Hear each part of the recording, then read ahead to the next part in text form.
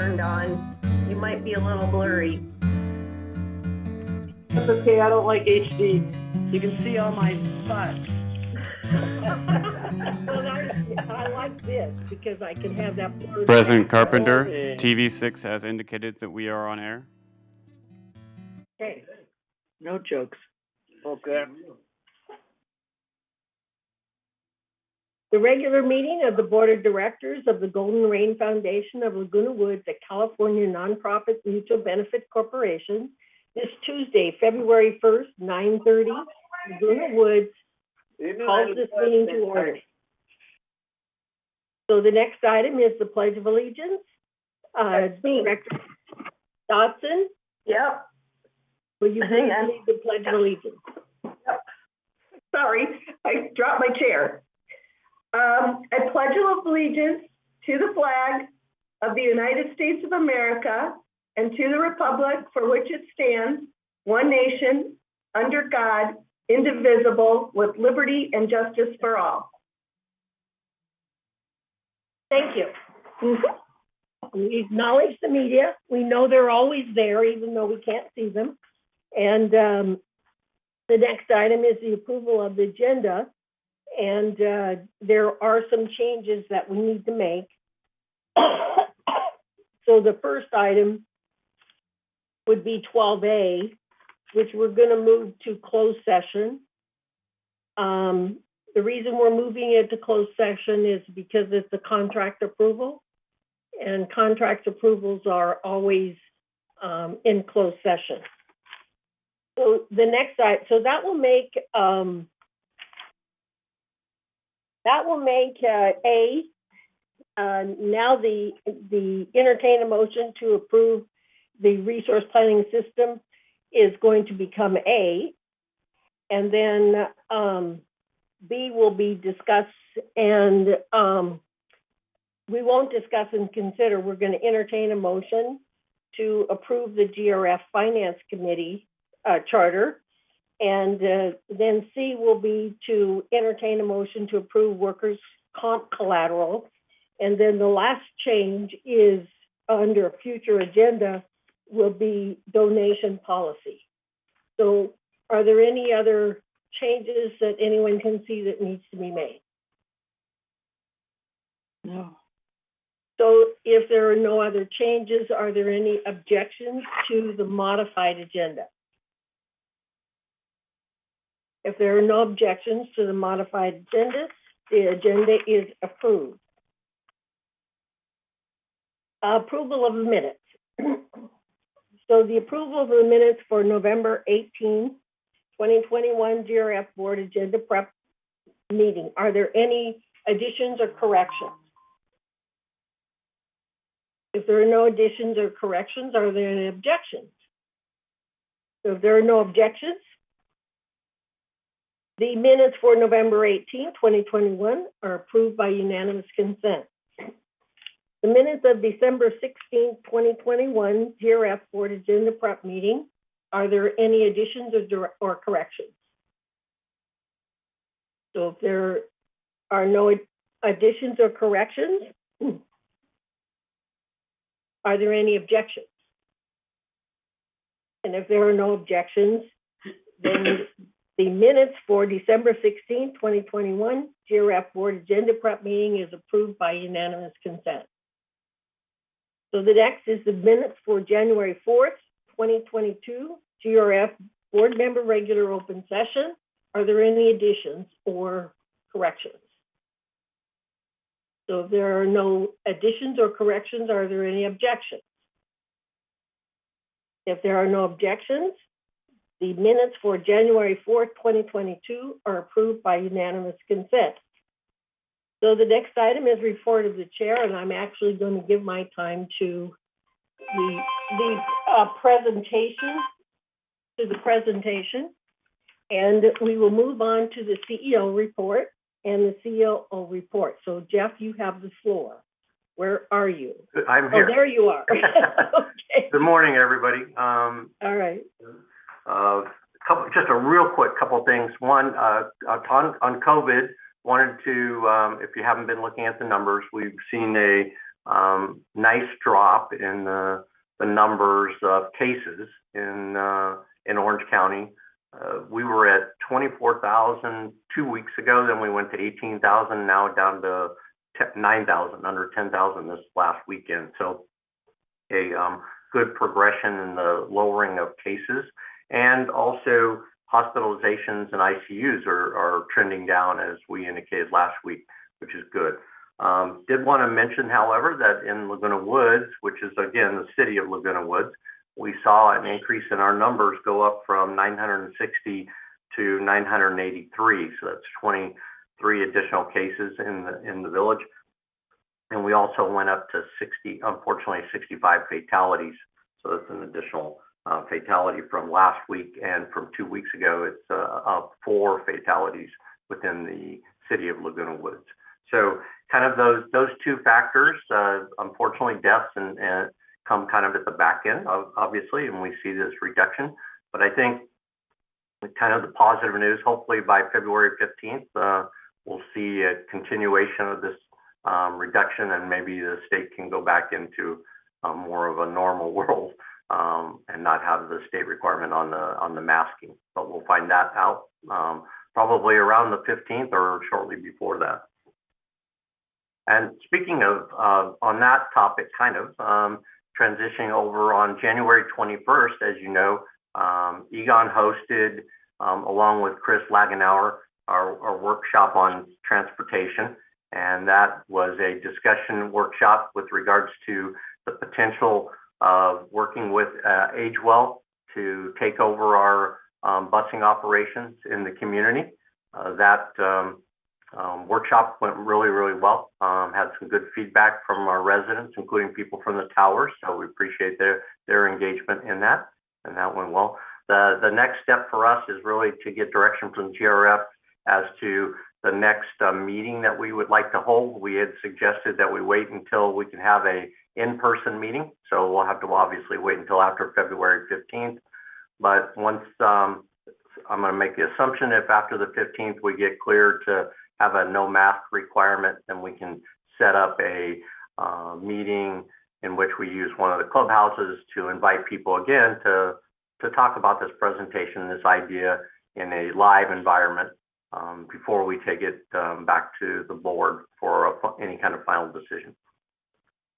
And other than that, I turn over to Siobhan, but to the GRF board, personally want to thank you for your leadership and direction that you provided the VMS and myself over the last 3 years. I've enjoyed working with some of you a lot, some of you less, but most importantly, just enjoyed the working relationship that I've had with all the GRF board of directors. So appreciate that, and look forward to seeing you in the future. And now I'll turn it over to Siobhan. Thank you, Jeff. Honorable President, members of the board, I just have a few quick updates this morning, please. I wanted to start off with letting everyone know that the Emeritus program has postponed its in-person classes. Their classes were supposed to resume in person the week of February 7th. However, the district has notified us that the classes will now resume in person on Wednesday, February 23rd. Until then, most in-person courses, which have been meeting online, will continue to meet online. I also wanted to take this opportunity to remind our residents that they can skip the lines in person or the phone for many services by using the Village Resident Portal. You can use the Resident Portal to process credit card payments, submit service requests, check account balances, print account statements, update emergency contacts, and review resident and vehicle information. And just as a reminder, the Resident Portal can be reached at portal.lagunawoodsvillage.com. So again, that's portal.lagunawoodsvillage.com. And lastly, just a reminder that the City of Laguna Woods is offering residents the opportunity to schedule appointments to drop off personal documents at City Hall for free shredding. To schedule an appointment, please visit the city website and click on the blue Arrange Document Shredding button, or schedule an appointment by calling City Hall at And that concludes my updates this morning. Thank you. Thank you. So the next item is the open forum. At this time, members only may address the board of directors regarding items not on the agenda and within the jurisdiction of this board of directors. The board reserves the right to limit the total amount of time allotted for the open forum to 30 minutes. A member may speak only once during the forum. Members may not give their time to other people. No audio or video recording by attendees, and no rude or threatening comments. So members may also attend the meeting by joining the Zoom link or call 669-900-6833 or email meeting@vmsinc.org. Do we have any open forum speakers today? Grant? We do not see any who wish to speak via Zoom. Connie, do we have any email comments?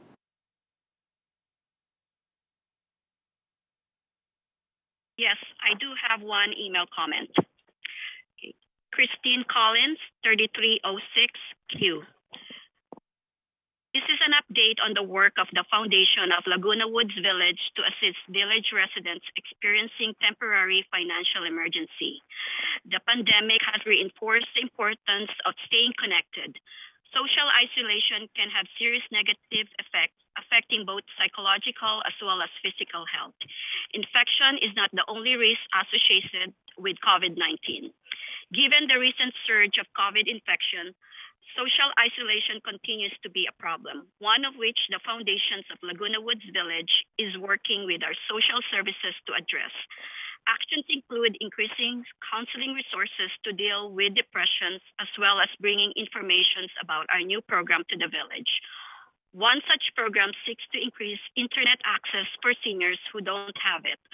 Through the internet, residents can attend saddleback classes, chat with friends or family via Zoom, enjoy entertainment provided by such streaming services as Netflix, and even attend religious services. The Orange County Office on Aging now offers a program for seniors who cannot afford to purchase a computer or tablet or arrange for internet access. The program provides a free iPad with a data plan for 1 year, as well as training to set up the devices. This program does require an internet hookup with an internet provider, such as West Coast Internet, during the first year, although the information for continuing a low-cost basis after the initial year is available. Devices are limited and participation is on a first-come, first-served basis. To be eligible, an applicant must be 60 plus and live in Orange County, have an annual gross income of less than $75,000, and must have one additional risk factor, such as living alone, a health issue, limited mobility, or a functional disability. To apply, please contact Orange County Office on Aging at 714-480 or 714-510-2020. If you need assistance to apply, please contact the Village Social Services Office at 949-597-4627. We are welcome your input. If you have suggestions on how to keep residents connected in the face of the pandemic health risk, please contact the foundations at 949-268-2244 at comline.com. For more information about how the foundation achieves its motto, Neighborhood Helping Neighborhoods, please go to our website at foundationsoflagunawoodsvillage.org. Thank you. This concludes the email comment. Thank you. So we'll move on to the responses to the open forum speakers, and we have none, I'm sure. So the next item is the consent calendar. All matters listed under the consent calendar are recommended by action by committees and will be enacted by the board by one motion. In the event an item is removed from the consent calendar, I'm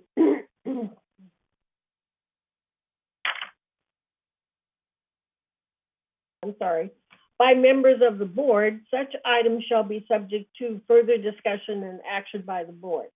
So the item A is recommendation by the Finance Committee, consistent with the Statutory obligations, a subcommittee of the board consisting of the treasurer and at least one other board member reviewed and approved preliminary Golden Rain Foundation financials for the month of December 2021. By this vote, ratify that such review be confirmed in this month's board member open session meeting minutes. Do we have a move to approve the consent calendar?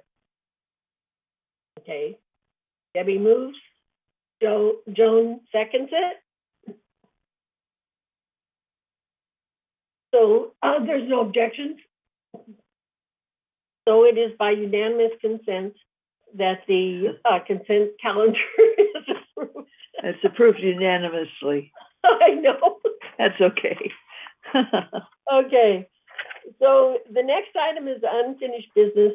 I just want to make a comment. We didn't have the committee appointments in this agenda. We do have some changes, and those changes will be made and be ratified at the next meeting.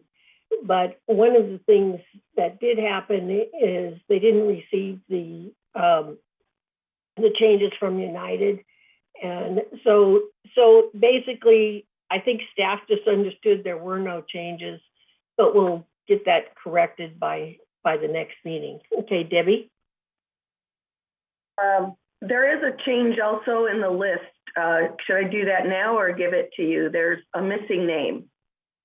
Right, no, just email it to me and I'll email the staff so that correction can be made. Okay, thank you. Next meeting, yes. So the next item is new business.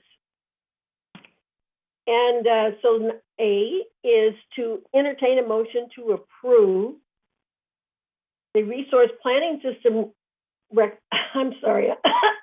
I'm sorry, my English is not working today. Okay. So we're going to entertain a motion to approve the resource planning system. And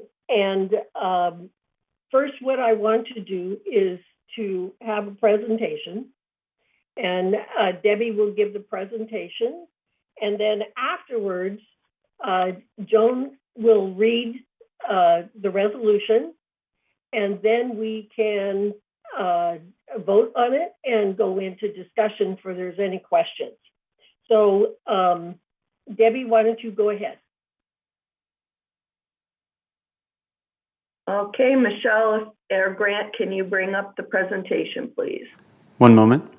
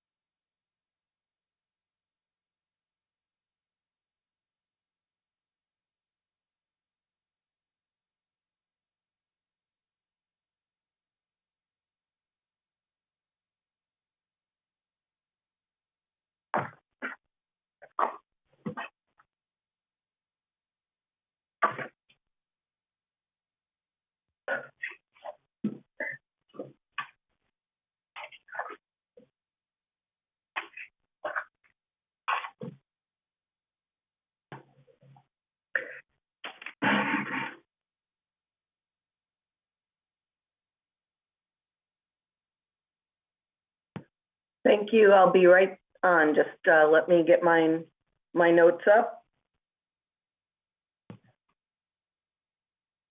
All right. Well, everyone, thank you very much for sitting through this presentation today. I think you're going to enjoy it. This is our formal presentation on our technology modernization plan for Laguna Woods Village. I'm Debbie Dodson, one member of a team collectively known as the ITAC.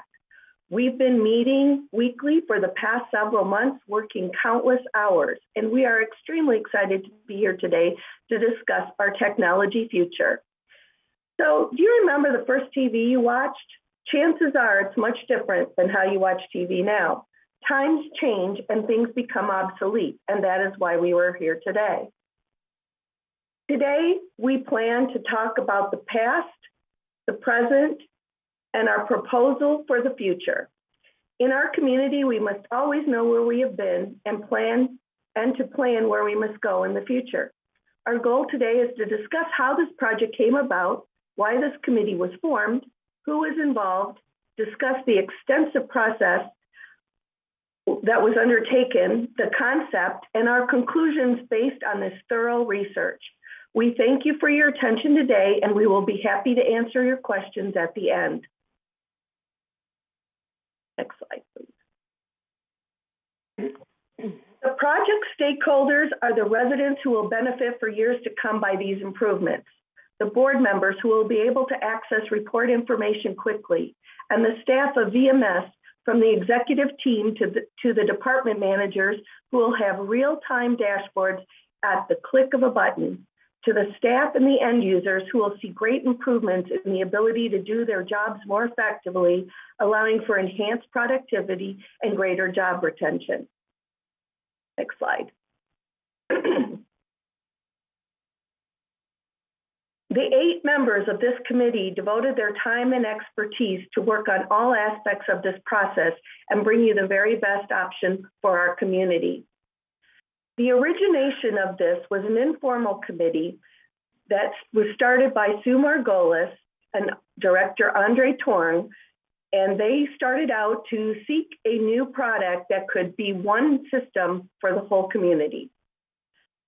That ended up morphing into what became known now as the ITAC.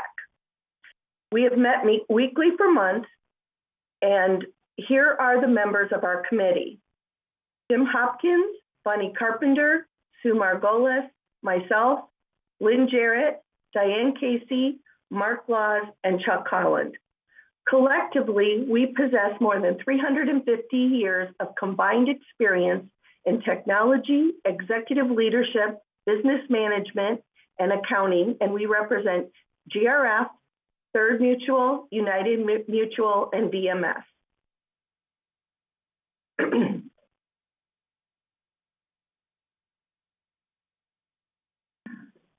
Sorry.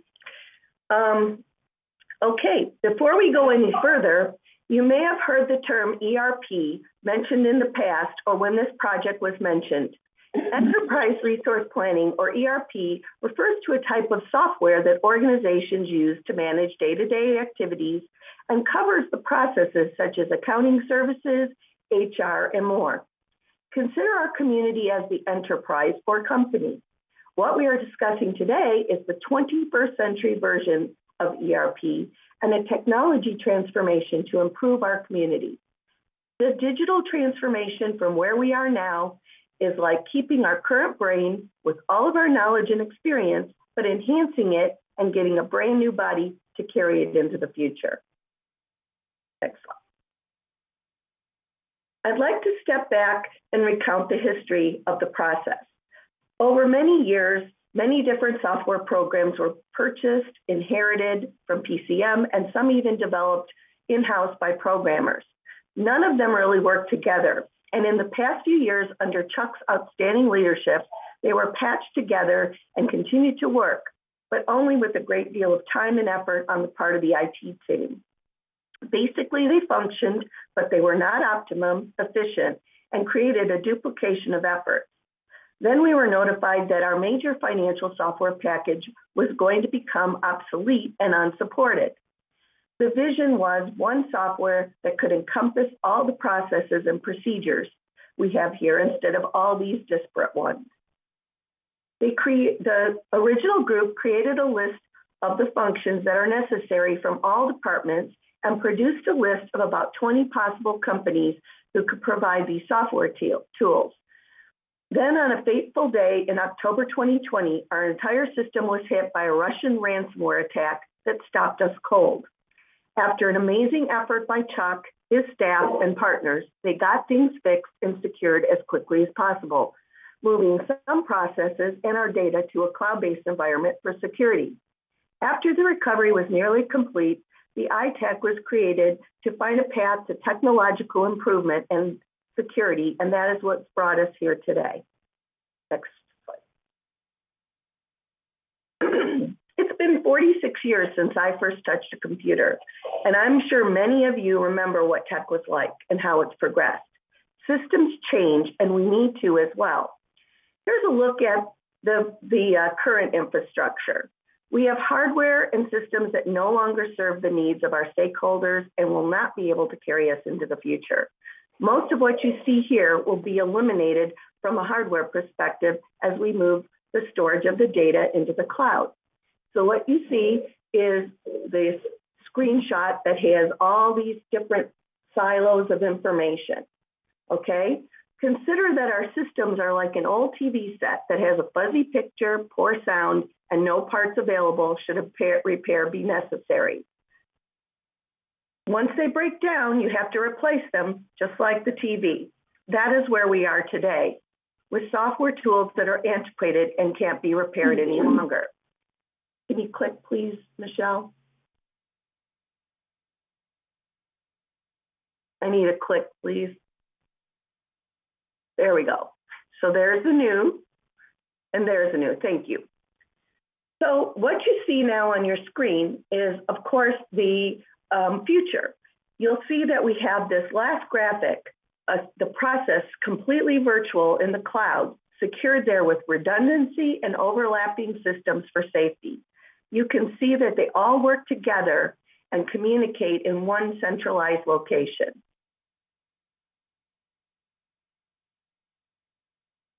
Next slide, please.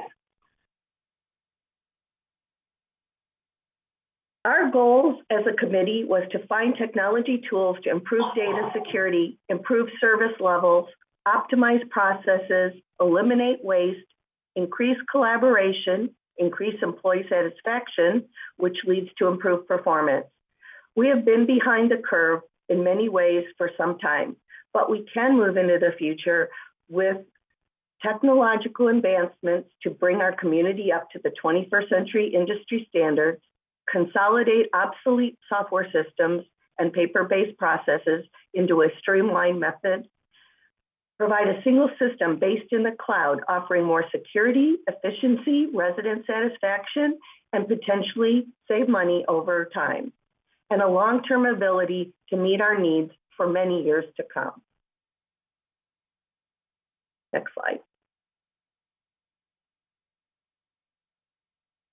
As mentioned earlier, the origination of the process was the software research group, which identified the functional requirements, researched the available options, and identified the stakeholders.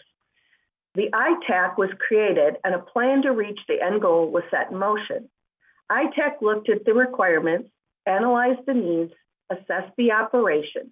The original list of nearly 20 options was initially pared down to just 12, and then pared down to the top 3 candidates. And an extensive evaluation process was undertaken for each. Next slide, please. This flow chart, although busy, indicates the depth of our work, which included interviews, extensive demonstrations with not only the ITAC, but a broad selection of stakeholders and end users with BMS, and a total of over 50 participants. The list of functions was cross-referenced and each solution was graded. That part alone was 700 hours. Can you click, please? An evaluation criteria and poll was created, and we will share those results in a moment. We then selected the best solution. Next screen, there we go. This is the original list, and it was pared down to these options from a criteria spreadsheet and grading system that was used to identify the top 3 candidates who could fulfill most of our needs. Click, please.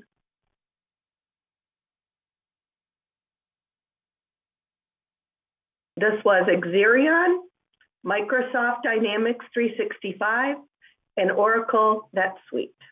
What we are sharing today is a summary of the work that was done and documented to get here. Next slide, please. So the first poll and the pie charts that you see here are the results of the evaluation surveys that were done. The first one is the departments where people who participated in the evaluations worked. That's the pie chart to the left. The pie chart to the right is which ERP software did you like the most? And you can see overwhelmingly that Microsoft was chosen. Click, please.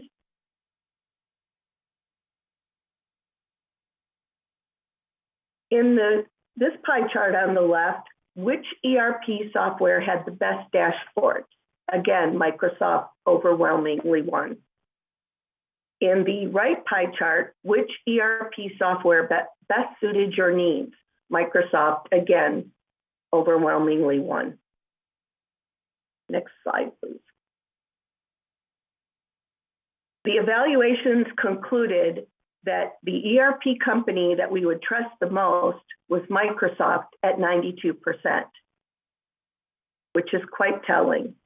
Next slide, please. The winner was obvious. Microsoft Dynamics 365 is not just simply Office 365. In fact, that is just one small part.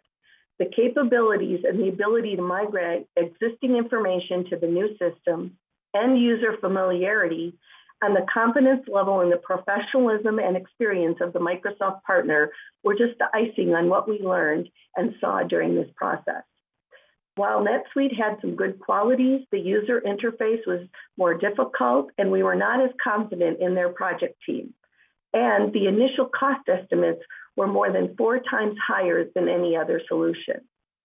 Exerion was a good product, although it was not as robust and their project team was quite small. The company didn't instill the level of confidence that we need in a long-term partner. And while their cost may have been initially lower, the add-ons and the needs for outside participation of other consultants would have placed them in line with our choice and not met our overall needs.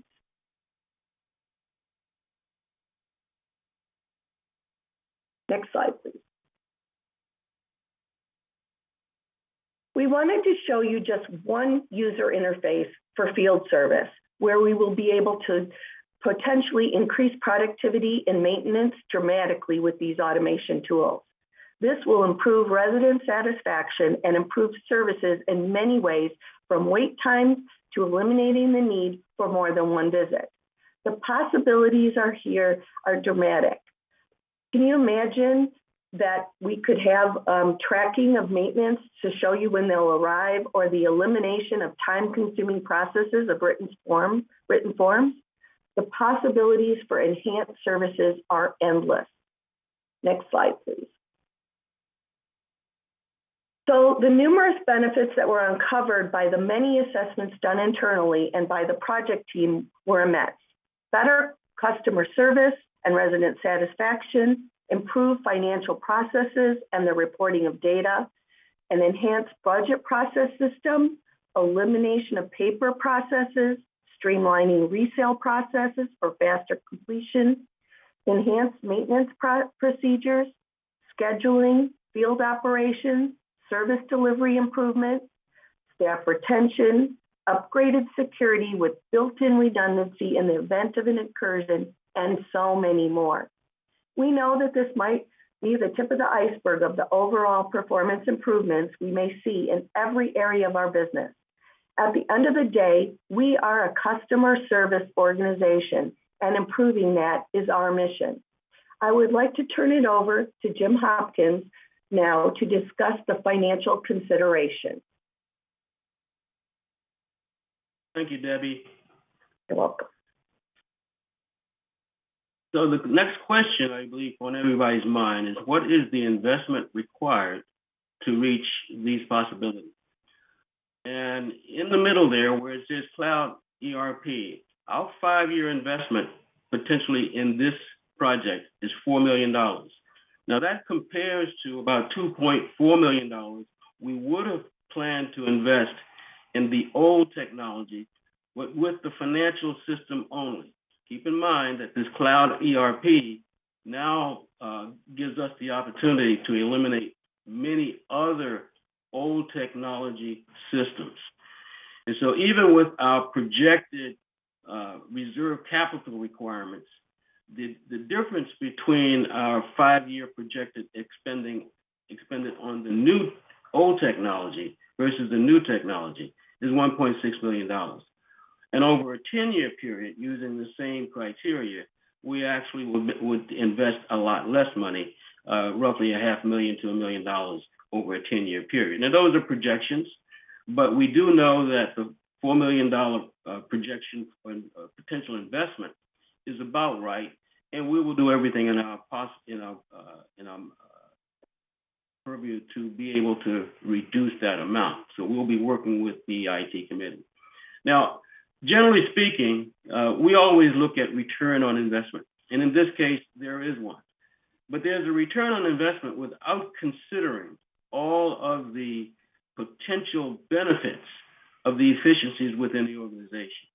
If we just take the spending budget, operating spending budget that we have with us today, we look at a 5-year cumulative effect using the old technology, we would be able to save roughly $700,000 in a 5-year period, simply because the new technology eliminates a lot of the need for licensing fees for software that comes inherent with the new technology.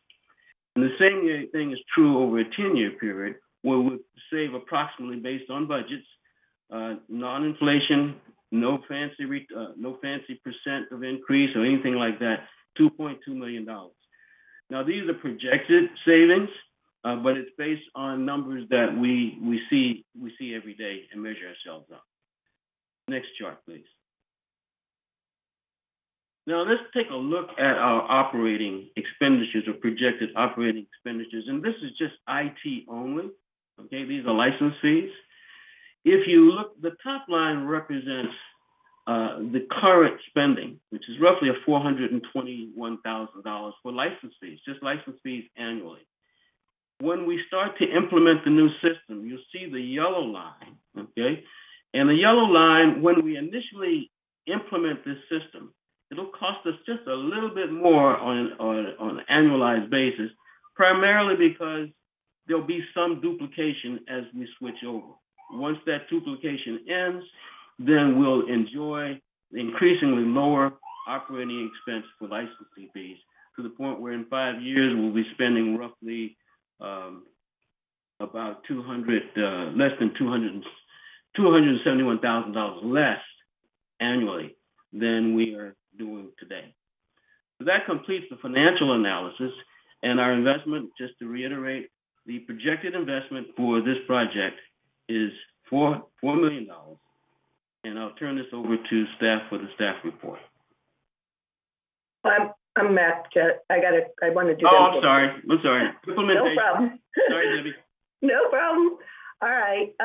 So we must simply move forward here. And now that you've heard our story and hopefully are as excited as we are about this technology transformation, you may be asking when this can be completed. So here is the projected implementation schedule. Can you click? There's going to be 4 clicks. So we already completed 2021. In 2022, you'll see what we have planned. And of course, finance is going first for many reasons. And we would love for this to go faster, but we would rather have it done correctly and under promise and over deliver, with our hope that we can be finished sooner. And now the staff report. Thank you.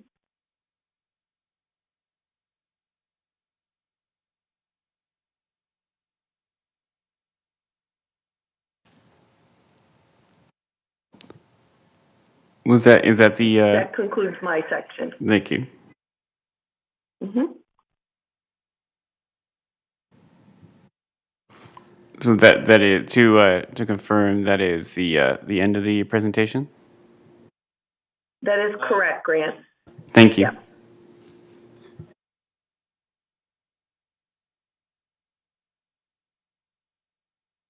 There we go.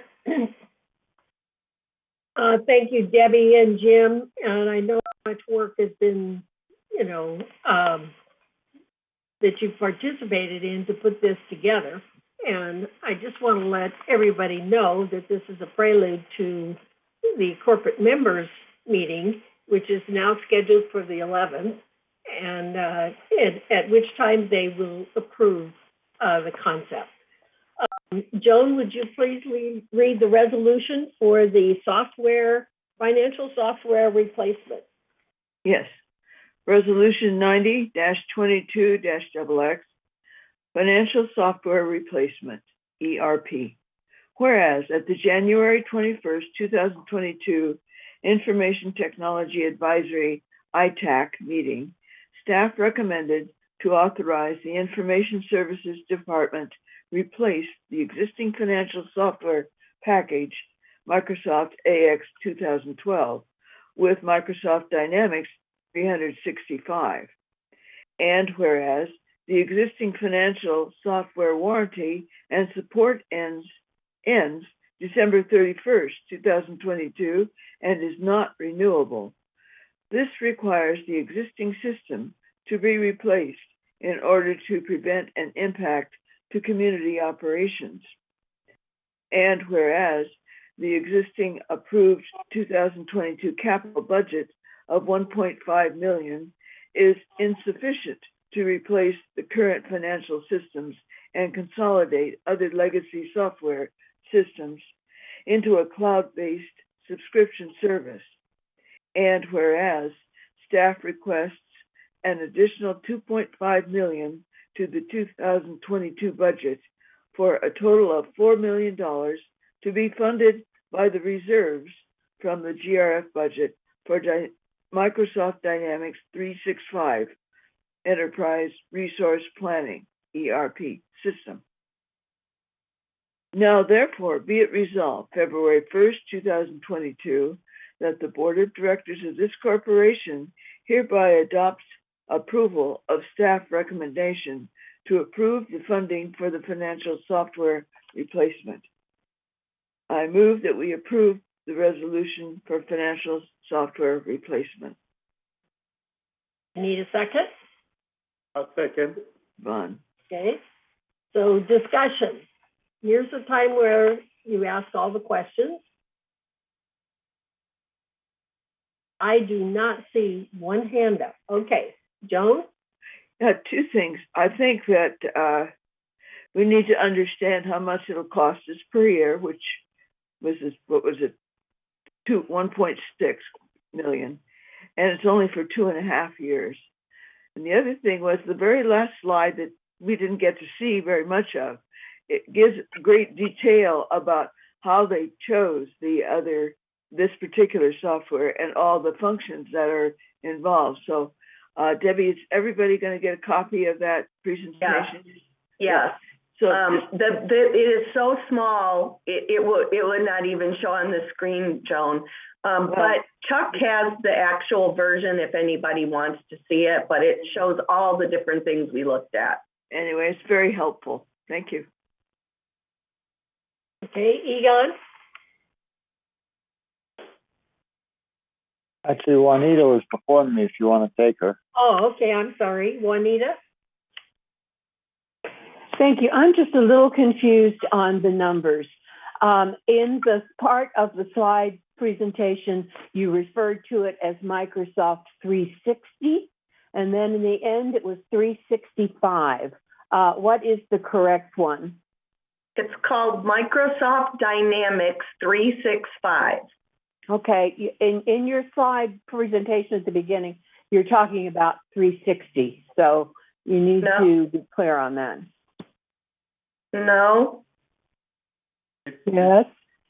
I don't think so. Yeah, it's still the same. I think it's the same product, so I'm not sure.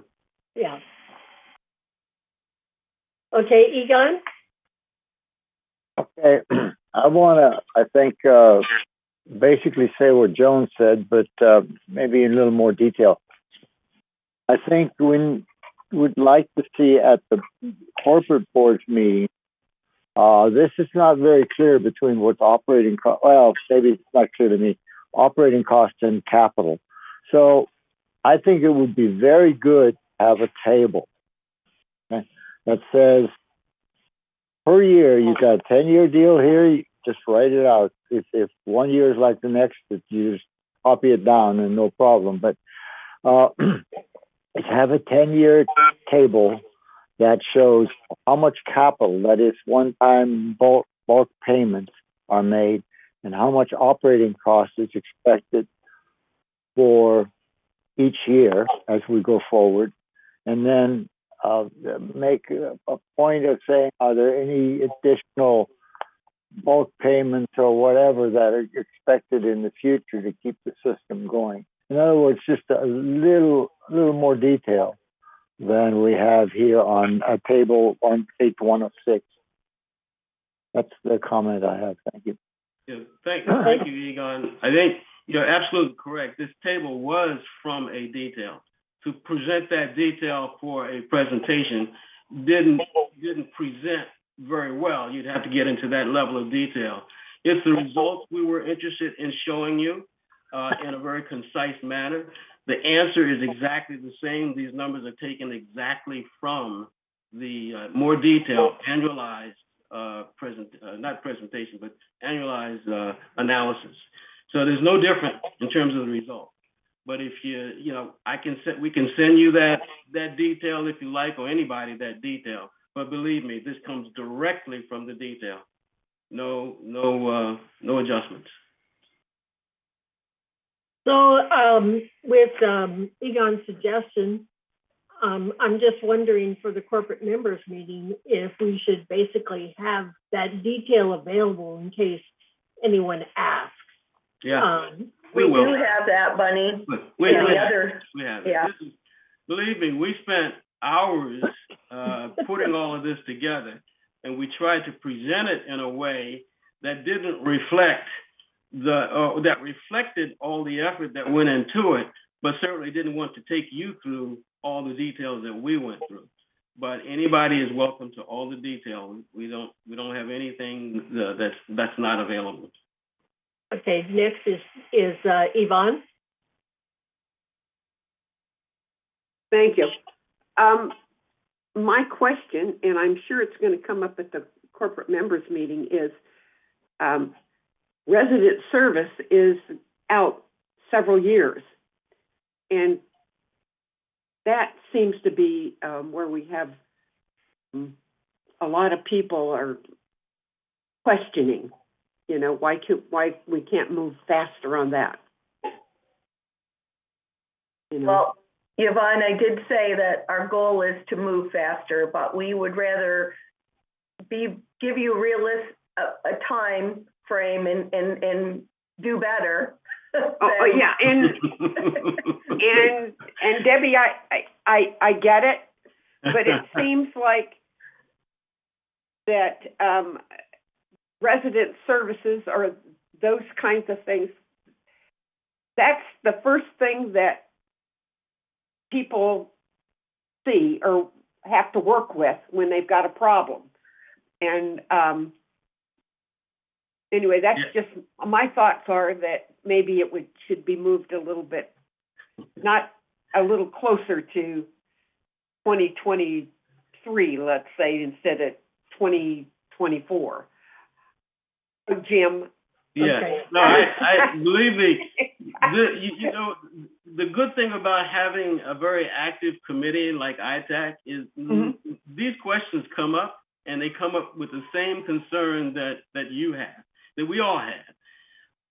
It's just that a sequence, when you start putting in software of this nature, there's a certain sequence that you really have to take into consideration. And since the basis or the end result of every enterprise is finance, you almost have to start with how do you want to end up before you start. and so it's a sequential thing in terms of how you install software for the most part. If we were installing again in just bits and pieces like we have been, then you could say, hey, let's just take resident services and carve that out and do something with it. But this is a totally integrated system. You have to start, it's kind of like your circulatory system. You've got to start with, this connects everything that we have. So you've got to start with the basic connectivity, which is finance, Yeah. But I get you. Okay. I So, get you because too, Yvonne. I'm I get assuming you. that we're going to get a little bit of flack from the corporate members You about know this. what? We Be got prepared.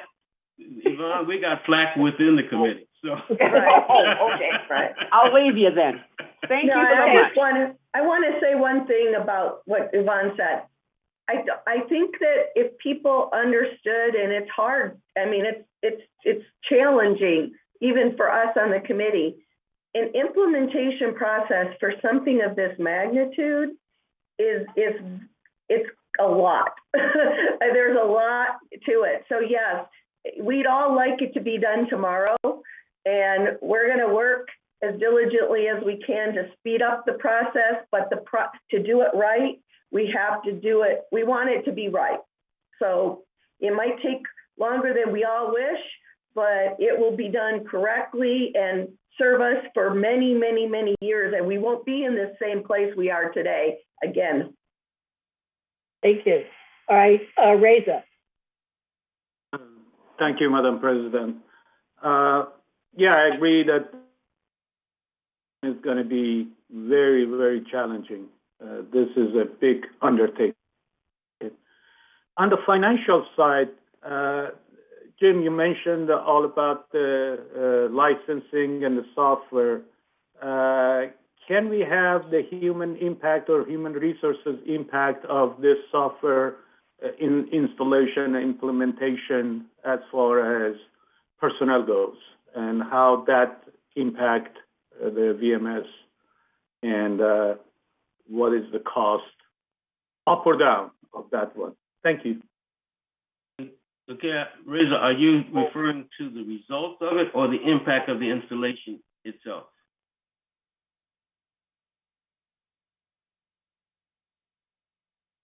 Can you hear me? I lost the audio. Are you asking? Well, I'll cover both. Okay. Yeah. It's that's okay. Yeah, during the installation, keep in mind. Okay, just keep in mind that VMS is actually shorthanded already, and so during the installation, they will need some support, if you will, in terms of continuing to do in the old ways what they do while they convert to the new and learn the new. So they'll need some continuing support. Within our estimates is a provision for that support.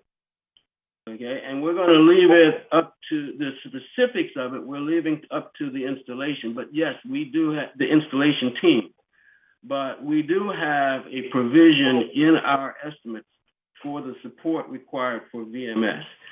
In terms of the efficiencies afterwards, we know they are. We purposely, in the evaluation, did not try to estimate that in terms of dollars and cents. And the reason is the efficiencies, the organizational efficiencies that occur may occur as efficiencies, better service to residents. It's going to result in all of those things and perhaps some savings. But the traditional way of trying to say we're going to save, 15 head count and all those kinds of things, we didn't have to do that to financially justify this particular project. We just know it's available to us. Okay. Egon. I must say that Yvonne hit it on the head when she brought that point up. To the extent that the residents don't see an impact on this, they don't know that anything's going on.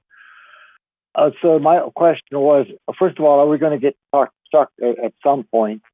And is he going to join this meeting or the closed meeting and make any comments? And then secondly, and this is, I don't need an answer now, but just, is there flexibility in the way that this system is put into, in the order in which it's put in to play? And thirdly, is there any possibility that the various modules can be put in parallel? In other words, all departments working at the same time towards the same end. I mean, while this may be a large system or concept for us in terms of IT and Microsoft, this is a pimple. So I mean, they put in giant systems for people and probably much less time. Just something to consider to see if we can get some of this stuff up a little sooner. And I guess Chuck is the one to answer that. Thank you. They're all good questions. I think we want to do this right rather than in a hurry. It is going to last us for 10, 15 years. That's the projection. So I totally agree. We're as anxious to get this thing done as anybody else. But we're going to rely on the professionals, push the professionals to tell us how best to implement this, because they've done it. They do it every day, all day. We're doing it once in every 10 years. Hey, Egon, your hand is still up. Okay, thanks. Oh, one other thing, Jim, on that table, and it's only because you mentioned it. If you're going to bring us to the table, if there are legacy costs that carry forward for a year or two, it would be good to have those on the table also. Thank you. It's all part of the analysis. Okay. Okay. Are there any more questions?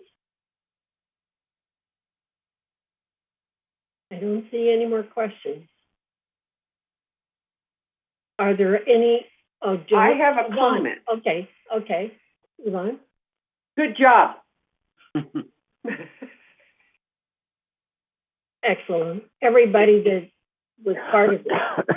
Me, I was more of an observer, but I can tell you, staff and the people that are on the committee, really contributed to putting this together. And to me, it's one of the most important things that we can do right now, because it provides a foundation for VMS and also to help us in the future where we want to go. And I know the question wasn't asked, but it will coordinate with the web, the changes in the web too. So that'll become you'll see that changes this next year, and then you'll see the finance changes. So you will see something that is happening. Okay, Jim? Yeah, well, just one last comment. In one of the comments in one of the previous meetings, I likened this to the circulatory system in your body. It works every day. It works all day. It does not bother you until it goes bad. And you see the results of it. You may not still understand it, but you see the results of it. The ERP system, or many folks don't see the results of it. They see of our old systems. I mean, they see the results, but they don't see why. And the new ERP will deliver a lot of results, and the results will get better, and they still won't know why, nor care. They'll just know they're better. Thank you. Juanita? It went by kind of fast. I didn't get to write everything down, but implementation is going to be the key here. I know the problems we had with the implementation of the AX system. Apparently, we're looking at a gold partner in Irvine who would be doing that, where it's not Microsoft out of Washington. Is that correct? It is Yes. a partner, Advantico, who has been our partner for many years and also helped us during the malware attack. They are a gold partner of Microsoft. Microsoft does not do their own implementations. They use partners. And that's just how they do their business model. Yeah, and there's one other thing too, is it was this particular Microsoft partner that saved us from the fiasco that happened as a result of the last installation. We Chuck brought them in after we had all of the issues. They came in and resolved everything in a reasonably short time. So these guys, we've got a lot of confidence in them. They just, Microsoft, their product just happened to become the best one out of the choices. And they were not pre-selected. No, so, yeah. they were not. I think that's going to be something that we need to emphasize when we go to the corporate members, because many of us remember all of the mess with the installation of AX. Yeah, it wasn't them. That wasn't them, but they are, one thing I do want to say about them, you know, we sat through hours of demonstrations of all the different modules and everything. That Microsoft Advantico, the partner, they blew everybody else away. They knew our business, they knew details, they applied the demonstration to our actual processes rather than just pie in the sky. Listen, I've been doing this for many years. I've given a lot of presentations. They wowed me. To wow me is hard.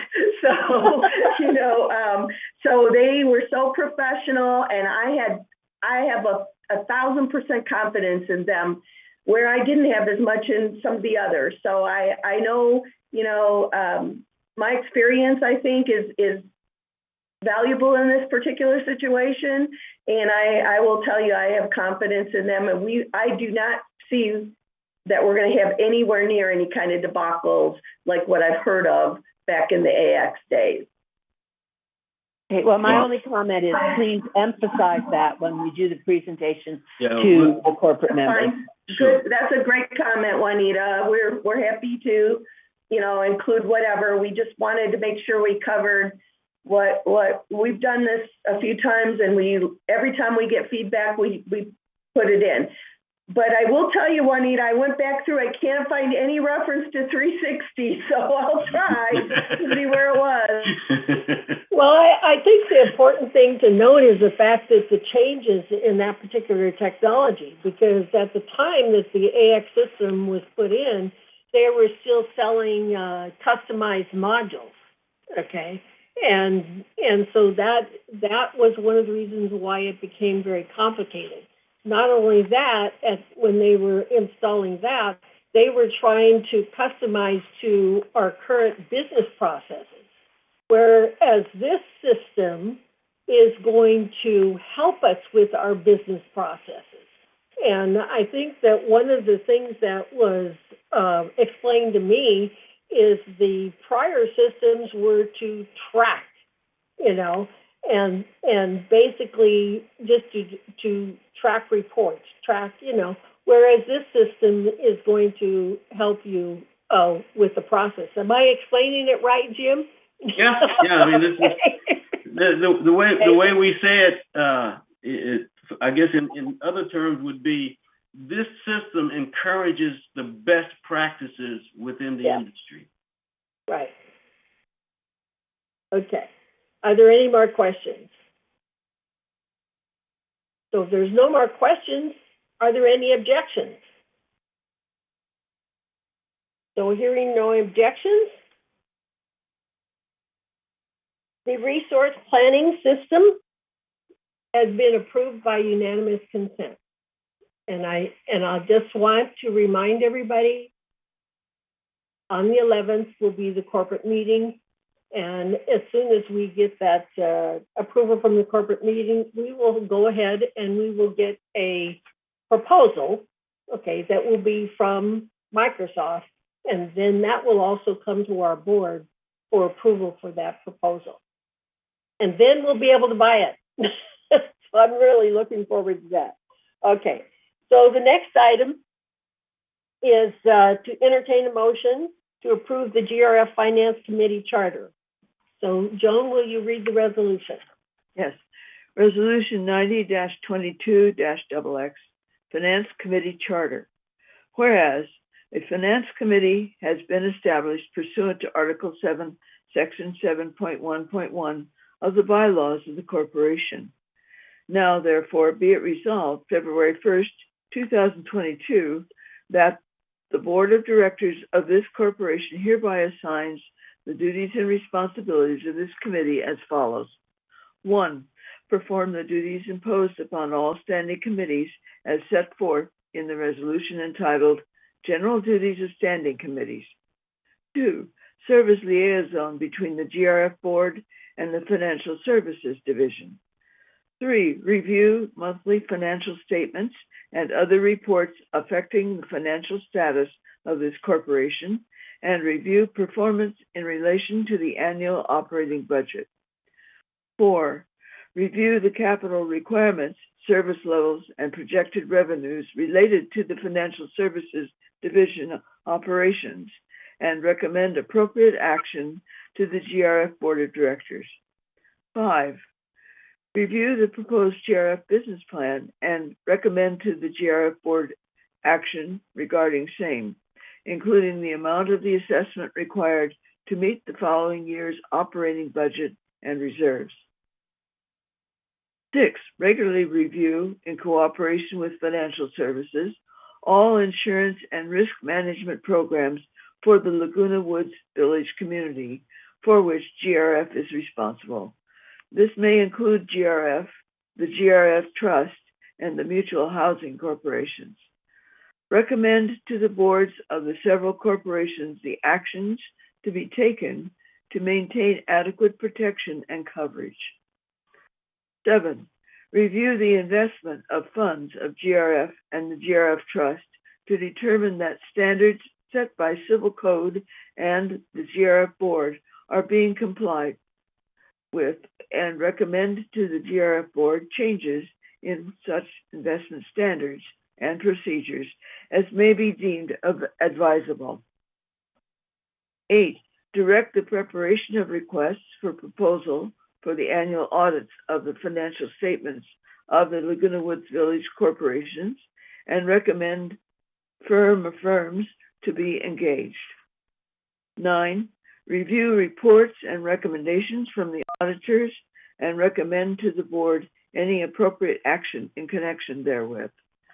10, examine the need for review or reviews of the managing agents' organizational entities at least once each year. If a need for review or reviews is perceived and determined to be feasible, recommend such to the board. Direct the need for the preparation and submittal of RFPs and subsequent contracts for reviews. Serve as liaison between review consultants and the board and make recommendations to the board based on the consultant's findings. 11, review and evaluate any unplanned expenditure, proposal, or initiative to determine its financial impact on the operating budget or reserves and make recommendations to the GRF board. Take out the last board. Number 12, review financial policies and recommend appropriate action to the board as needed. Resolve further that the committee shall perform such other tasks as are assigned by the GRF president or the board, and resolve further that Resolution 90-20-49, adopted September 1st, 2020, is hereby superseded and canceled. I move that we accept the Finance Committee Charter. Is there a second? Debbie. Okay. Is there any discussion? Are there any objections? So if there are no objections, the GRF Finance Charter modification is approved by unanimous consent. Actually, it's unanimously. Let me make a small correction, Bunny. Whenever there's a vote, we approve. Okay, this is a board meeting. Whenever there's a vote, we approve unanimously. When you say, are there any objections? Joan, we're in a board meeting. I know. Board meeting. But okay. I know. So if I mix the words up, it's not important right now. Okay, we'll correct them. And that is an interruption as far as me trying to go forward on the next meeting. I apologize. Okay, thank you. All right. So the next item is to entertain a motion to approve workers' comp collateral requirement. And do we have an endorsement? We do have a resolution on that. So Joan, will you please read the resolution? Resolution 90-22-XX. Whereas the Golden Rain Foundation maintains a letter of credit with Bank of America in an amount sufficient to meet collateral requirements for the workers' compensation insurance policy. And whereas Safety National, the workers' compensation insurance provider, requires an increase in the letter of credit by $250,000 to meet collateral requirements for renewal of the workers' compensation policy. Now, therefore, be it resolved that on February 1st, 2022, the board authorizes an increase in the letter of credit with Bank of America from $1,800,000 to $2,050,000. Resolved further that the officers and agents of this corporation are hereby authorized on behalf of the corporation to carry out this resolution. I move that we approve this resolution. Is there a second? Debbie. Are there any objections? There are those no objections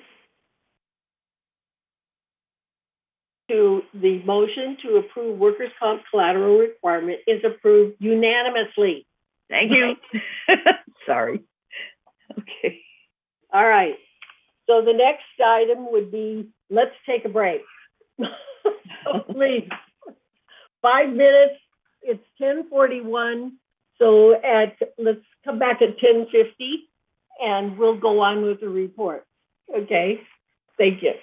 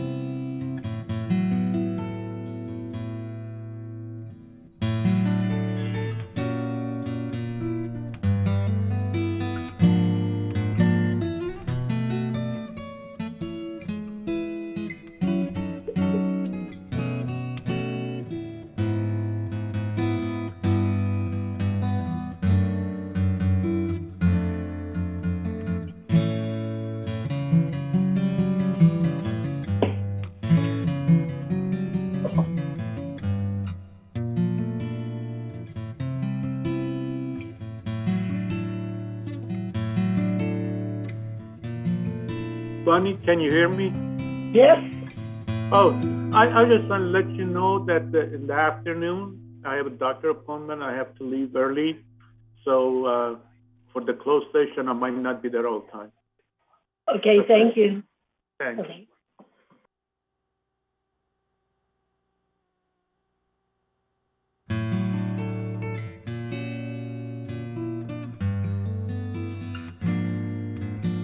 Is everybody back?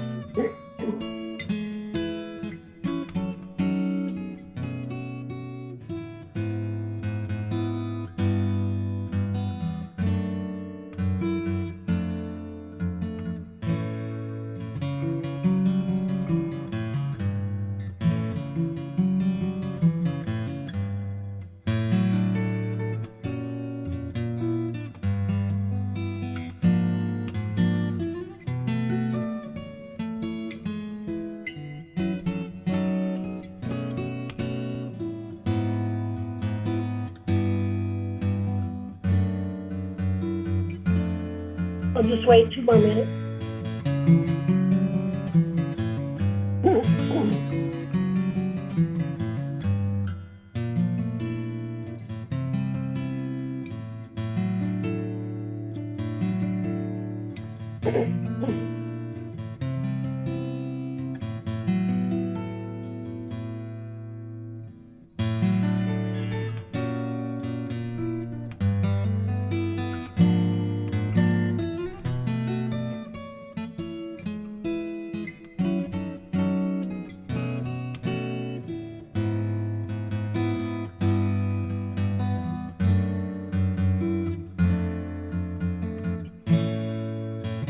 I'm watching the clock.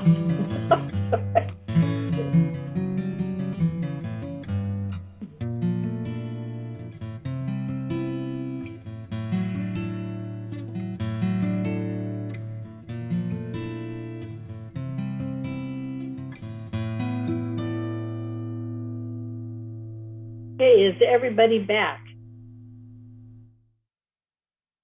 Okay, it is 10:50. And we'll continue on. Item 14 is committee reports. So Director Hoskins, please take over.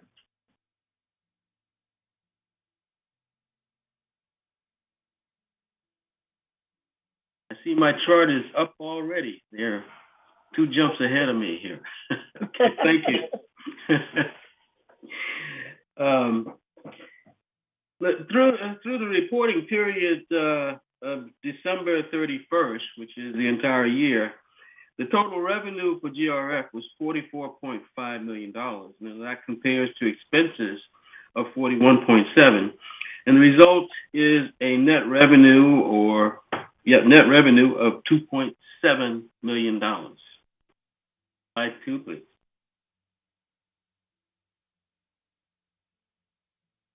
Now, just looking at the operating portion only, our financial results show the operating fund, and that's without depreciation, shows a favorable variance of $609,000, or an operating surplus of $609,000.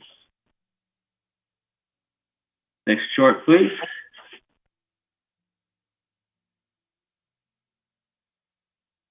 Now, this chart shows the same actuals from the income statement, but it's compared to budget. GRF ended the period better than budget by $2.1 million.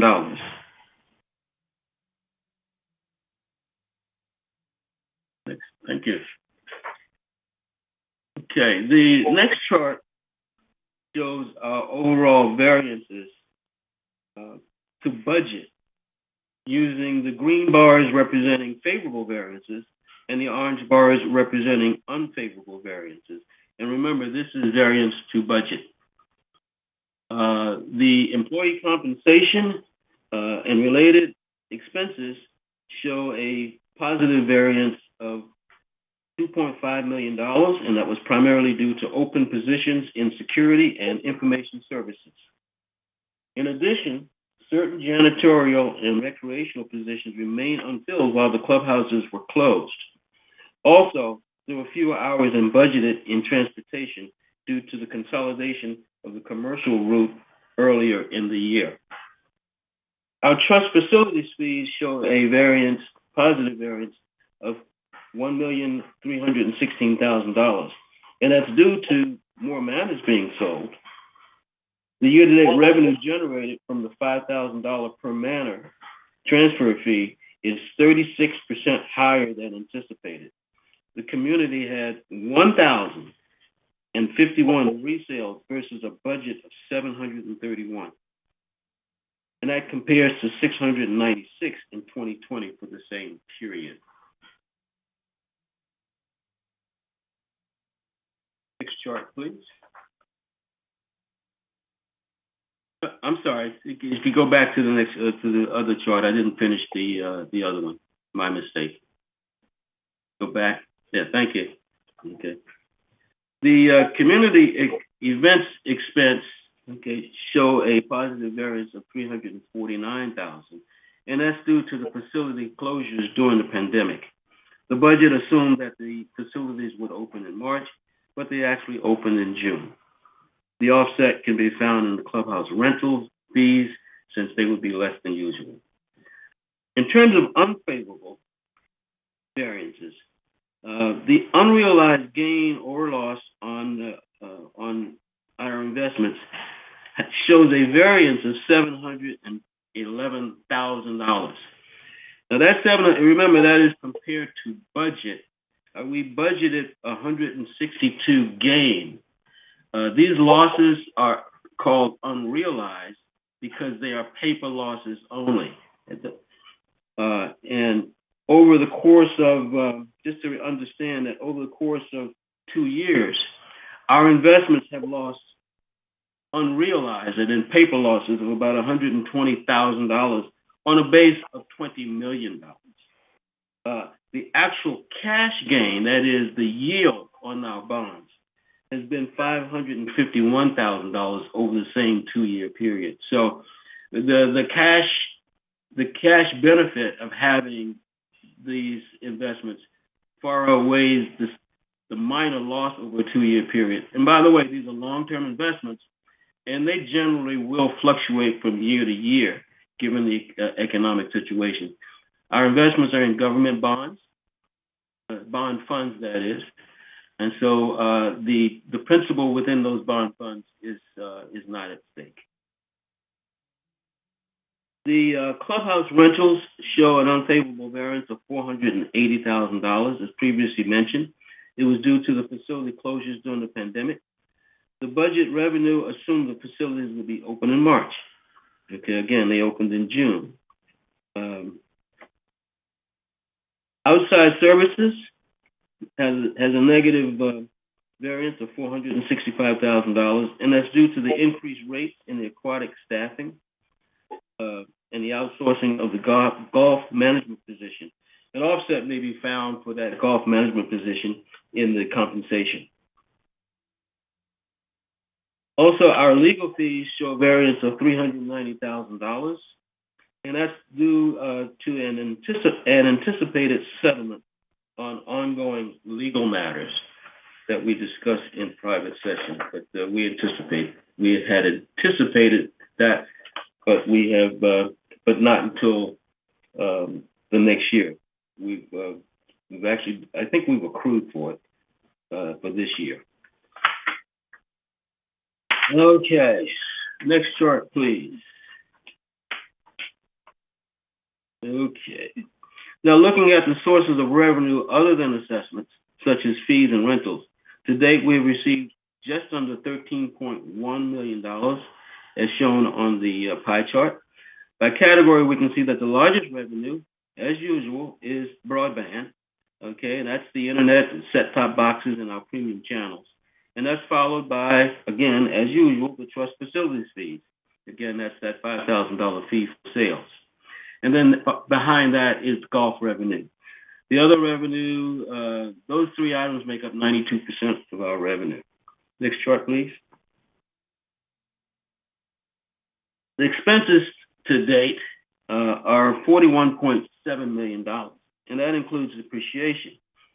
As you can see, employee compensation is by far the largest of that of those expenses, and followed by depreciation. Cable programming and franchise fees is next. Then legal insurance fees. Insurance has gone up this year, as in all, as well as the mutuals, and we're having the same issues with our insurance going up also. Next chart, please. Now, this chart shows the resale history, and we mentioned that once before. The community-wide sales have been 1,051 through December 31st. Most of these transactions generate the $5,000 trust facilities fee.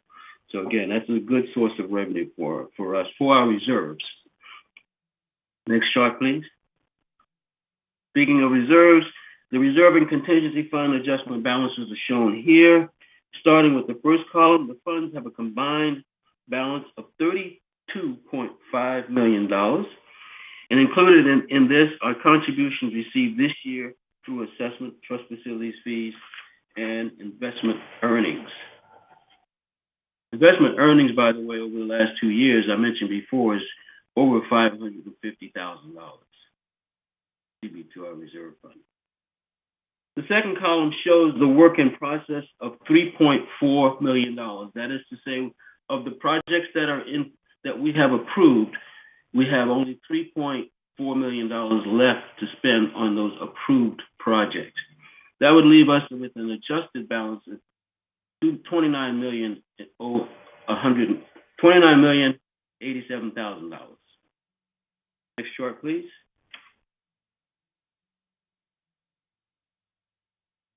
Here we compare our adjusted fund balance to the historical balances of the past 5 years. And we've averaged $24 million over the last 5 years. And as you can see, our adjusted balance is getting close to $30 million as we close out 2021. And slide 10, please. The listing on this slide gives you an idea of where the reserve money is committed. Of the $13,514,000 of total appropriations that are approved and unfinished, we only have an encumbrance of $3.6 million. So we're actually nearing the end of most of our encumbrances on the approved appropriations. And that concludes the Treasurer's report for December 2021.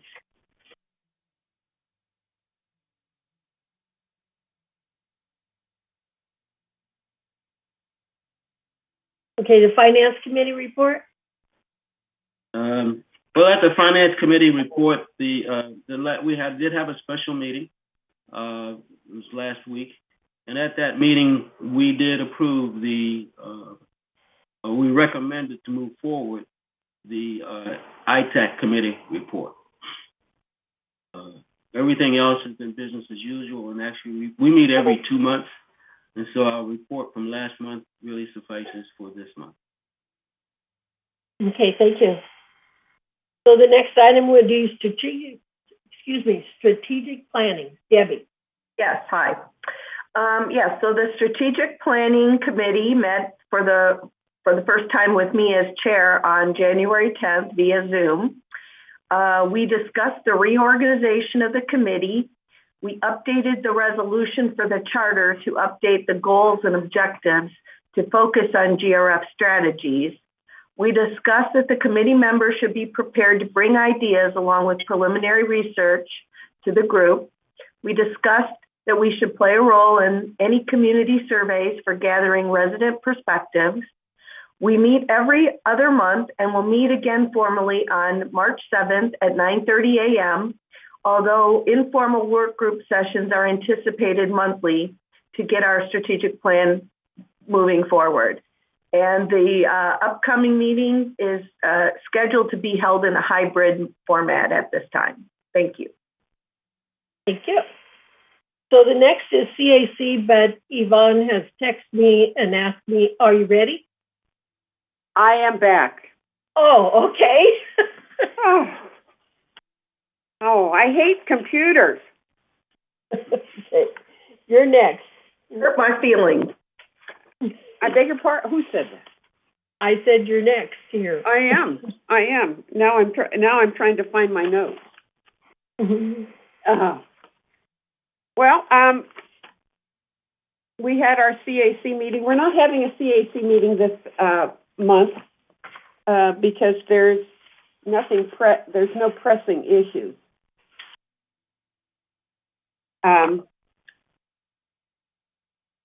But Siobhan beat me to it. I was going to mention that the classes over at Clubhouse 4, Saddleback has pushed out their date, so to speak, and I'm still not ready. Here we go. We have patience. Okay, so and so Siobhan beat me to it, and the classes aren't starting until February 23rd. The other thing that we decided at our last meeting was that we've changed courts over at the tennis pavilion, where the reservations are only made on 3 courts, and those 3 courts are an hour and a half each. And it's going to be reevaluated in 6 months. Also, I wanted to mention that we have sent out 70, count them, 70 compliance letters over at the Garden Center.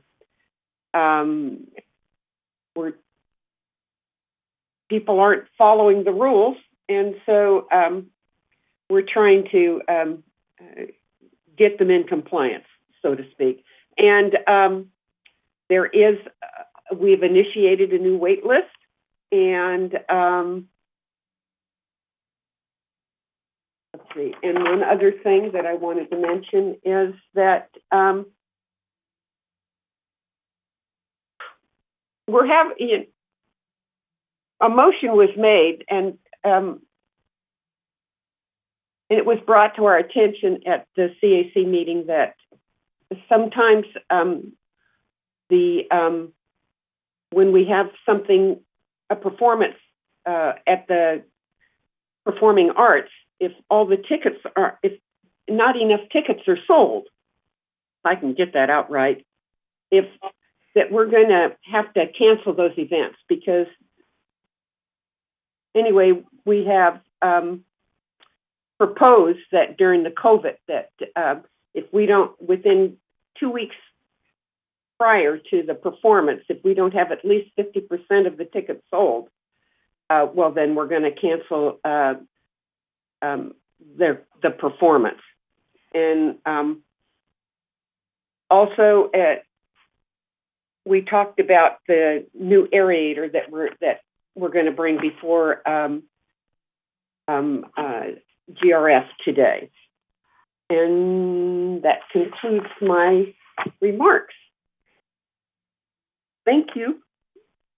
Do you have any questions? Thank you. Elsie has a question. Okay, what is it, Elsie? Excuse me. I'm sorry, it's not exactly a question, but I wanted to emphasize as far as the violation letters that are going out from our fantastic staff member that's full-time now at the Garden Centers. We, the CAC committee, as well as staff, actually get complaints from other gardeners about these violations. So it isn't just staff going out or the CAC going out and trying to punish people. It's we're trying to get everybody on the same page. And believe me, other gardeners notice when people are not on the same page. That's all. Sorry. Oh, yeah, and you're absolutely right. Thank you. So, Egon, do you have a question regarding this? Yes, I had a question regarding the 60% of tickets sold. That is for GRF events. Is that correct? Yes, GRF events. So if a private club doesn't reach 60%, they're okay. No, that's up to them. Thank you. Yeah. Okay. So the next is the Equestrian Center. And I have to tell you, this is always an active and a lot going on at the Equestrian Center. So Laura proposed 2022 events. And the two biggest events, one was Yvonne's idea, was a Renaissance Fair. And the other one is the Halloween hoedown. So the maintenance for the care programs are ongoing. There's just continual activity going on there. And the latest, and I think one of the most important, was the irrigation. The irrigation needed to be fixed so that the arena was continually watered. And so that has been fixed, basically so they don't have to do it manually, so that helps the labor costs. And the other one that stands out to me is security fences. So they're proposing to put in security fences that would be 6 feet high. I think it's 6 feet. Was it, Yvonne? Because of the fact that with a lot of the homeless and people coming in at night, that shouldn't be there to disturb the horses. So the next meeting is March 30th, because we meet quarterly. And I just have to say I'm continually excited about the progress of the Equestrian Center. So the next item would be revenue resources. Oh, no, me again. Yes. We had our first meeting and a tour. One of the suggestions was to put a coffee snack shop over in Clubhouse 7. After, inspecting it, it looked like it'd be a rather daunting task to do it, besides the cost. And our next meeting is, Monday. And that's all. Okay, thank you. Mm-hmm. All right, Juanita, would you like to report on the Landscape Committee? I would love to. Thank you, Madam Chair. The Landscape Committee only meets quarterly, and as you know, we had our meeting in December, so I reported on it at our January meeting. So now I'd like to talk about our upcoming meeting, which is March 9th at 1:30. And this time our emphasis is going to be on the trees. That's what makes Laguna Woods woods. We have well over 35,000 trees. The history of them, the condition of them, how we upkeep them, all of those kinds of things I think people will find very, very interesting. I did. So Bob Burgett, our arborist, is going to talk to us at that meeting. Again, it's March 9th at 1:30. So, a question for me, are you going to be talking about the trees, the life of the trees, and basically some that should be cut down? Because I know that there are places that are very overgrown.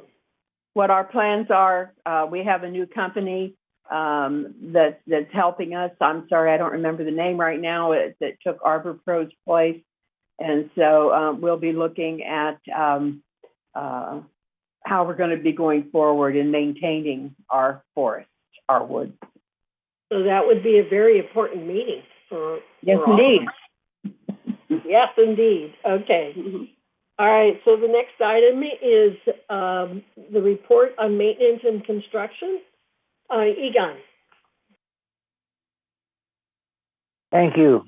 Maintenance and construction did not meet in January. We are going to meet next Wednesday, February the 9th, 9:30. So you can tune into that if you're interested.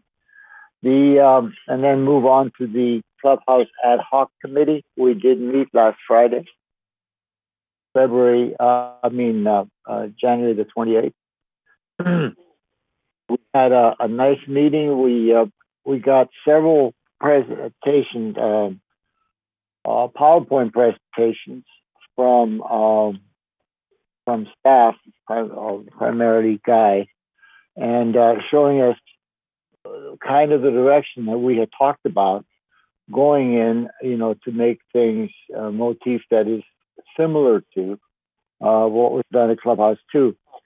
One of the shortcomings, though, was, and Guy asked this at our December meeting. He said, "Hey, we don't have a staff person to pull these projects together and keep track, and then also give us some guidance and advice on decorating and designing interiors."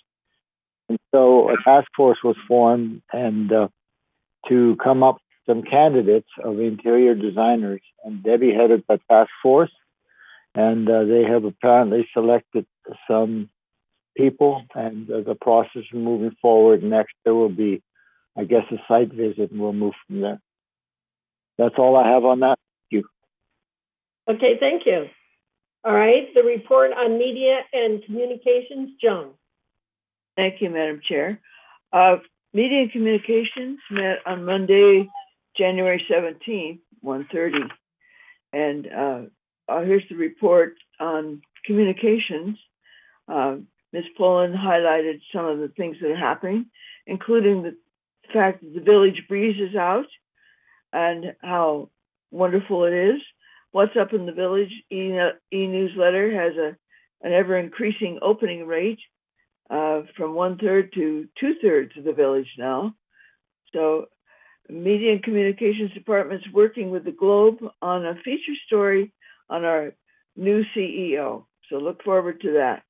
The Manor Alterations biweekly news bulletin continues to go very well. The board training video has been re-released and is available on the websites GRF, Third Mutual, and United Mutual Documents web pages. At the request of the docents, docent tours have been canceled until the indoor mask mandate is lifted. And new resident orientations are going virtual, beginning with one, it was that previous Friday. Under broadband services, the 2022 realignment of cable channels is coming along. Staff reports that it was included in this agenda package. The initiative aims to save money by removing duplicate channels. So if you can't find your channel, partly because of what how you get your channels, and if you may be having difficulty, you can call broadband or you can get on the website. I have a better report from Debbie who has summarized it for us. You can contact programming at vmsinc.org, and they will tell you what channel you need. Let me review. Certain channels are expiring as of January 1st. This is NBC Sports Network and ESPN Classic. And the premium movie channel changes are to be noted are the consolidation of 2 time zone broadcasts into just the West Coast time zone. We had both East and West Coast before. And these channels include HBO, Showtime, Cinemax, and the Movie Channel. And this affects about 1,300 subscribers. Additionally, Stars and Encore will consolidate to West Coast and be available on channels 550 through 566 beginning this month. This will enable broadband services to better manage the broadcast feeds. These changes will require that those subscribers reschedule their series recordings to new time zones. And again, if you have questions, please contact programming at vmsinc.org. Also, there was some discussion about KTLA, which we have eliminated. The cost was astronomical for us to offer it, and this you've heard before. But if you have the internet, you have still several options to watch. The KTLA website itself offers a live broadcast. They have news apps for both Android and Apple. And best of all, if you have Roku or Amazon Fire Stick or Apple TV, they all offer you KTL viewing. That pretty much concludes my highlights from the meeting. Our next meeting is an unusual time. You need to note this. It'll be on a Tuesday, February 22nd, 2022 at 9:30 a.m. This is to avoid President's Day, the previous day. That's Tuesday, February 22nd. Thank you. That's the end of my report. Okay, thank you.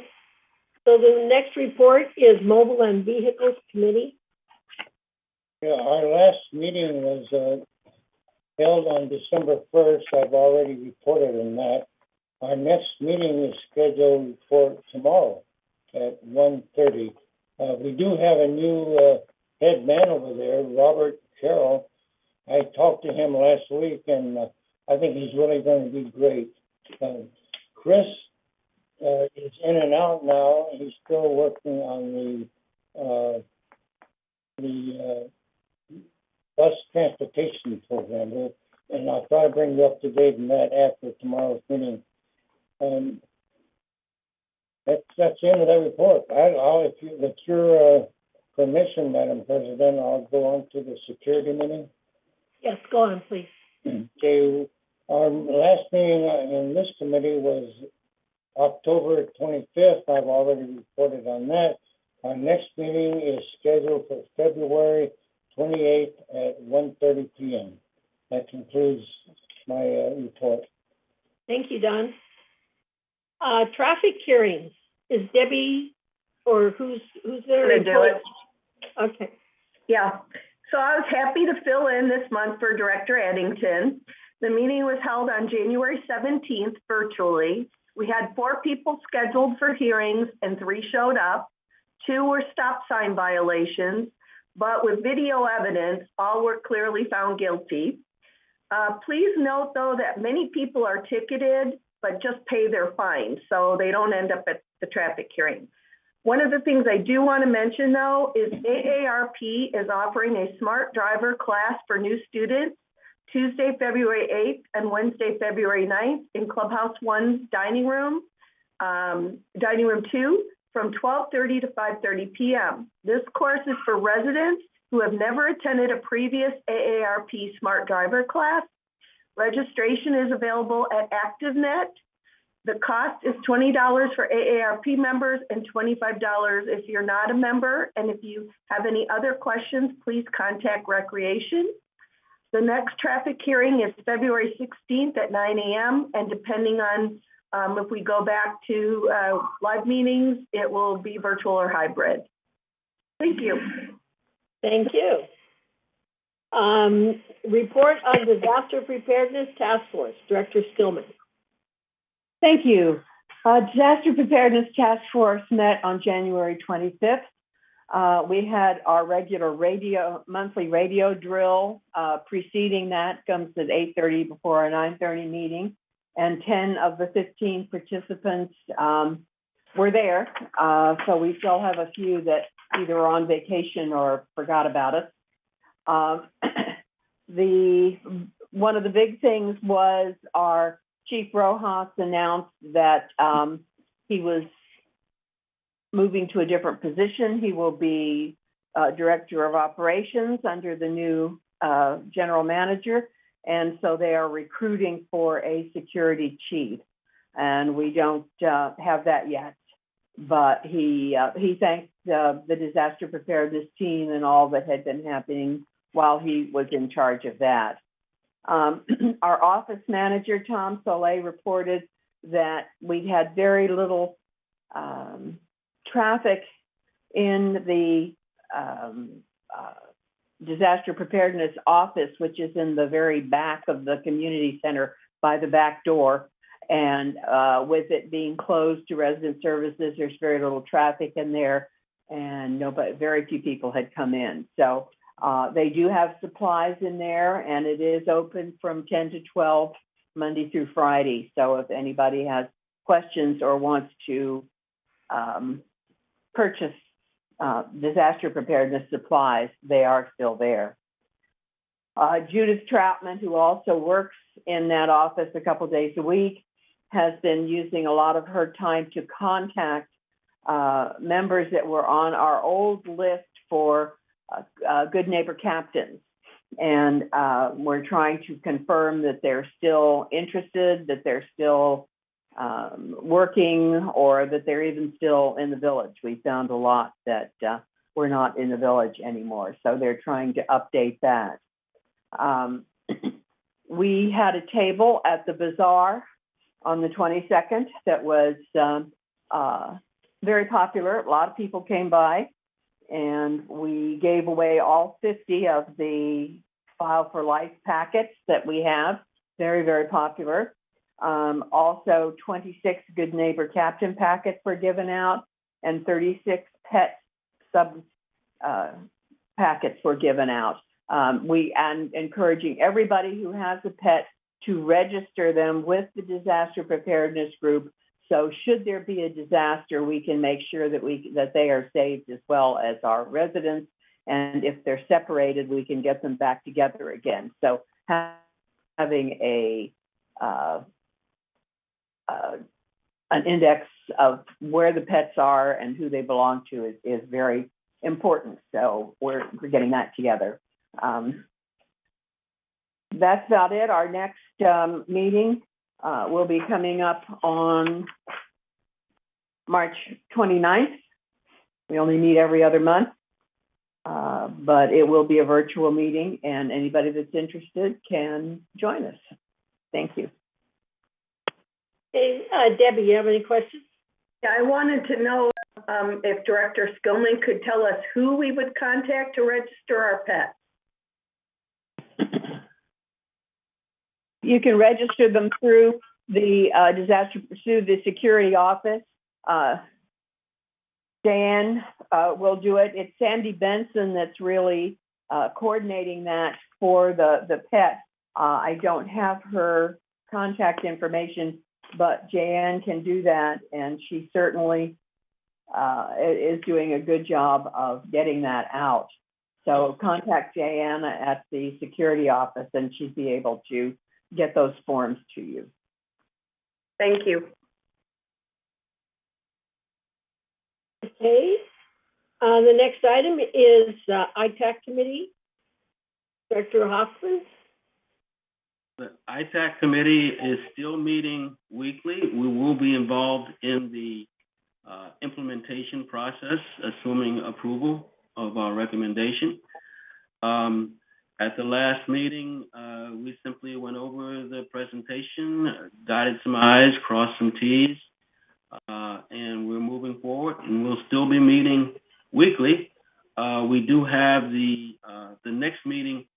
We probably will skip the next meeting. We haven't decided yet, because that's the same day that the corporate meeting is, which is Friday, the 11th of February. That's my report. Excuse me, Jim? Yeah. Don't we have a meeting this Friday, though, which is the... Oh, yes, we do have a meeting. I'm sorry. Thanks, Debbie. We have a meeting this Friday. It will go on as scheduled, and we'll finish up some of the processes we have to move forward, as well as tightening up the presentation. Thank you. Thanks, Debbie. Hey, thank you. So the next item is the future agenda items, and we have the donation policy on there. And I know that that Siobhan is working on that, and she and I will probably be working on that to bring it up, the modification to include all types of donations that we have in this community. So the next item is director comments. Do we have any director comments? Jim? Yes, I have a comment on traffic court. 7 or 8 years ago, I was stopped because I did not stop at a stop sign. You couldn't tell me I didn't stop, because I put my foot on the brake, I look always before proceeding, and you couldn't tell me. In fact, I actually debated that very briefly with the security officer, and I decided to go to court. Then I saw my video. I didn't stop. And so I do this today. I stop and I make sure that I stop. The car comes to a stop. Well, especially in Laguna Woods. And so it is natural. And I'm surprised when people go to traffic court, but I'm not surprised because I went to traffic court for a stop sign violation. So anyway, I would encourage everybody to make sure you stop. The wheels must stop. Thank you. Thank you. Okay, Juanita? First and foremost, I'd like to correct Director, because if I might, it's not a court. They are traffic hearings, but we are not a court and has nothing to do with the DMV or the court system. Mainly the announcement I wanted to make was about the library. As most people know, I'm a supervisor there, and that's one of my pet parts of this village. The library had announced that they were going to close the outside library on the patio that had been open during the pandemic, and just because it was open inside now and people didn't need to. It's a lot of extra work to maintain that one on the outside patio breezeway. However, because of the sort of shutdown that we have, we're still open all of our times. People come in, you can do your puzzles inside, you can get your books, all of that. However, we have voted to continue the outside, which is used evenings and Sundays particularly. And so there will still be paperbacks and puzzles and DVDs on the outside little library, if you will. And I think we just have a couple of people who have volunteered to make sure that that is kept up. So for those of you who thought we were closing it down, we're not yet. Okay, are there any other comments? No other comments. Oh, okay, Reza. I just want to make sure that everyone knows today is the Lunar New Year, the Chinese New Year.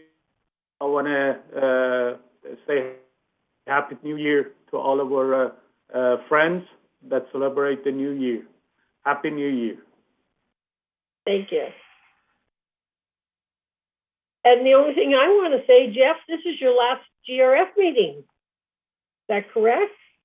Yeah, that is correct. So I wish you all the luck. I said that at your, farewell party, but I'll say it again. And thank you so much. I just wish you lots of fun and happiness and adventure in the future. Thank you all. I appreciate it. Okay. Any other comments? I just want to make sure that Jeff pick up the pickleball. Play pickleball. Okay. So if there's no other comments, we will recess, and it's 11:31. So let's come back at 12 o'clock for the closed meeting. Thank you, Jeff. That is on a different link, President Carpenter. That is a different link for the close. It's in your email. Right. Thank you, Debbie. Okay, thank you. Thank you. So the link is in the email? Yes. Oh, okay, thank you. Yeah, Grant sent it this morning. Yes. Oh, okay. Okay, yes, you're right. Thank you. Thanks, Eileen. Thanks, Jeff. Goodbye.